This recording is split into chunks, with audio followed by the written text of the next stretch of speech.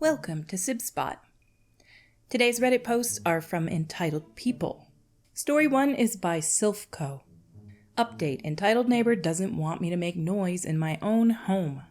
This person made a post previously about their neighbor Richard. They didn't link to it, so I'm just going to read this story. I wanted to give you all an update, but it may be a little disappointing, unfortunately.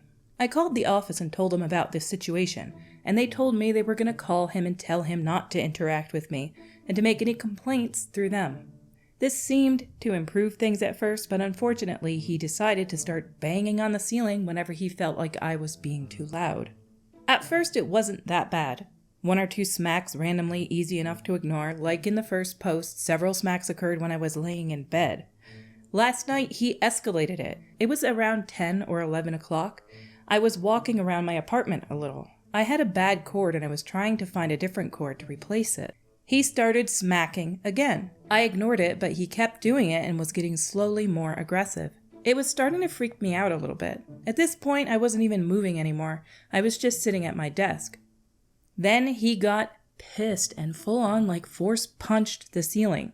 I think I counted 7 times in a row. It was bad enough to make the place shake. I was really scared at this point, so I did what my mom and most of Reddit told me to do. I called the police. Unfortunately, they weren't very helpful. Here's how the conversation went. Cop: has he threatened you in any way? Me: no, not directly. He's been told to not knock on my door, and now he's being really aggressive with hitting the ceiling. Cop: I can't do anything if a crime has not been committed. Me: the ceiling hitting is really scaring me, and he's admitted to watching me leave and come back before. Cop: things like this are part of apartment living. Him watching you is likely just him trying to figure out the source of the noise. I can talk to him if you want, but at that point he will know you called the police and that might make things worse off for you. I'm not saying you're making noise, but I've had to speak to my upstairs neighbors before too. You don't live below anyone, so it can be hard to understand. Me: I do live below someone too, and I hear noises sometimes. Cop: then you know what it's like.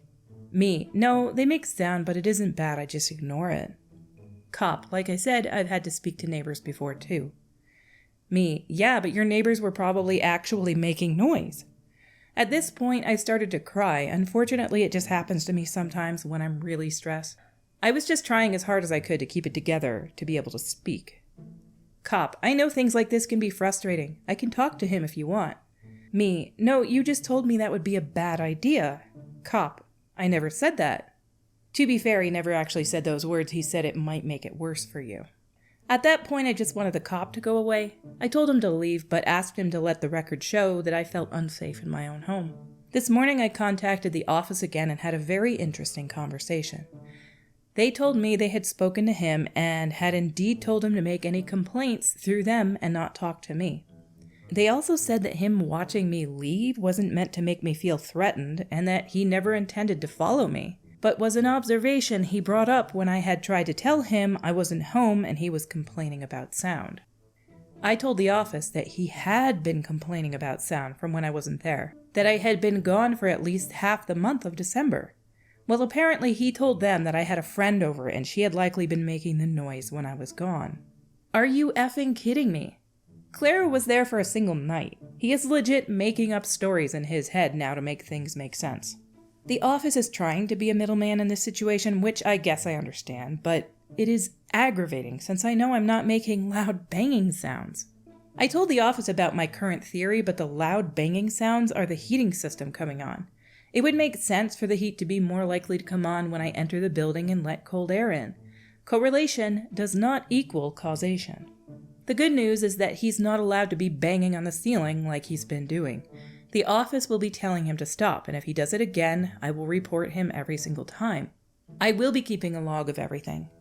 Sorry that this update probably isn't very satisfying. I'm very tired and shaken up, and the police department isn't helpful. It's a very lonely feeling. I understand everyone trying to be impartial, but it just makes me feel so defeated, like nobody believes me. Update: I wrote this all out yesterday, and in the time that it took me to write it, he banged on the ceiling again, despite the landlord telling him it isn't allowed. I called them again and they said they would do something. Not sure what though. Man, I hope they evict him. There's literally unhoused people out there that would be great tenants, that could move in a heartbeat, and they wouldn't even care that there's a little bit of noise coming from upstairs. I'm going to say right now, though, I would never, ever want to live with somebody above me.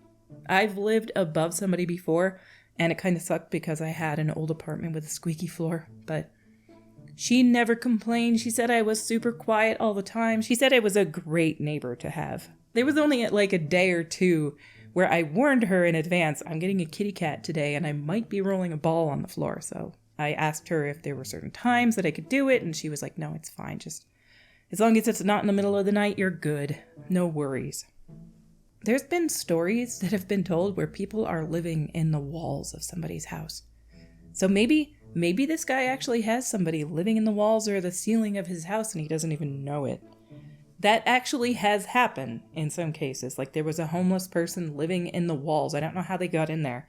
I think it was a story on Mr. Ballin's YouTube channel, who I love listening to on occasion. It's some of the more scary stories, the unexplained stuff. Our next story is by Feathermane99. The ER Karen. So for context, one night at 12 a.m. in August of 2023, I felt weak in the knees and had to hold on to things to get around, or I'd uncontrollably lose balance. I fell to the bedroom floor when getting out of bed to feed my cat, and when I opened my eyes, I had double vision.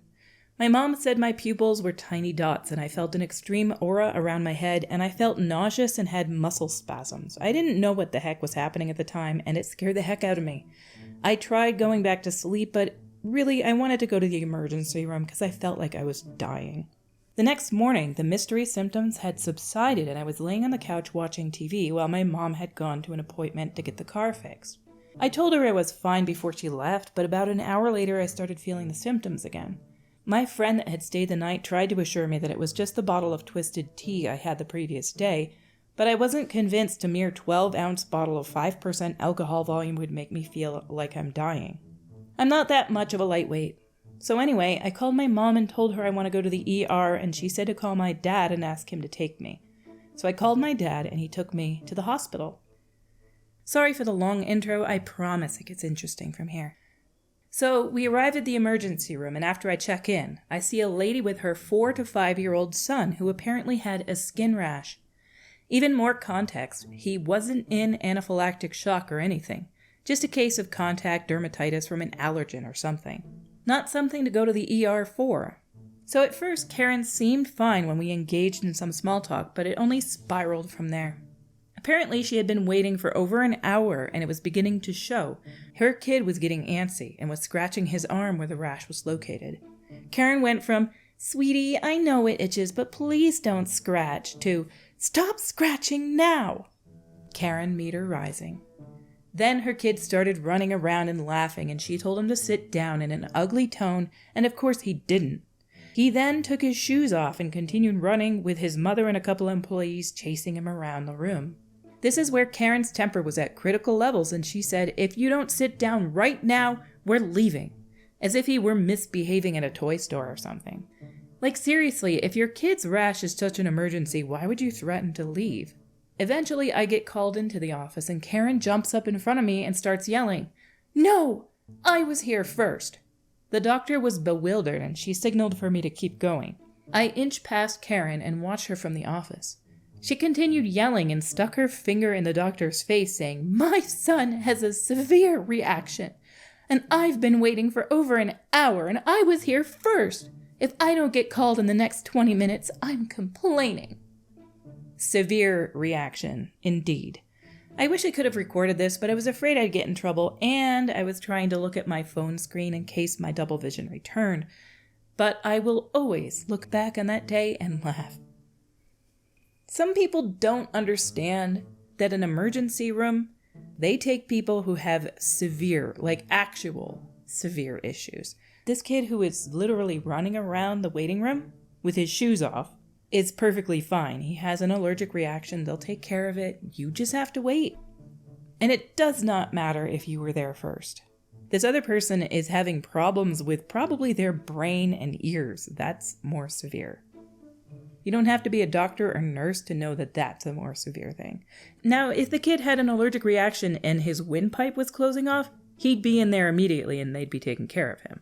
But if he's just got a rash on his arm, and he's just itching it, and it could totally just be poison ivy or something.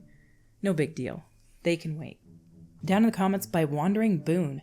Amazing how many people do not seem to understand that the ER is sorted by triage and not first come, first served. Under that by KSS 1089. You don't want to be first or a priority in the ER. Being first sucks way more than waiting. That is a true statement right there, because if you are a priority in the ER, it means your life is very likely in danger.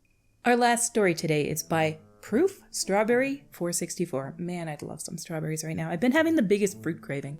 Pharmacy line Karen. This is probably a mundane post, but I had to get this off my chest. Today I was waiting in line at my pharmacy and an elderly woman asked if she could go ahead of me.